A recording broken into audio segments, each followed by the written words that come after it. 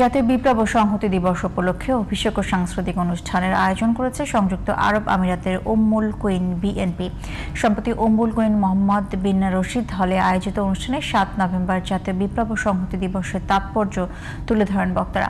উপস্থিত ছিলেন উম্মুল কুইন বিএনপির ভারপ্রাপ্ত সভাপতি খোকন মিয়া, ইউএই বিএনপির আহ্বায়ক কমিটির সদস্য আমিরুল ইসলাম এনাম, শ্রমিক দলের সভাপতি তারিকুল ইসলাম, প্রকৌশলী মাহে আলম, শাহেদ আহমেদ রাসেল, ইউএই মহিলা দল সভাপতি শামসুন্নাহার স্বপ্না, উম্মুল কুইন বিএনপির সিনিয়র সদস্য জুবাইদা ফারজানা নীলু। এ সময় বক্তারা আগামী জাতীয় সংসদ নির্বাচনে ধানের শীষকে বিজয়ী করতে নেতাকর্মীদের আহ্বান জানান। পরে শিল্পীদের মনোমুগ্ধকর গানের আনন্দে মেতে ওঠেন প্রবাসীরা।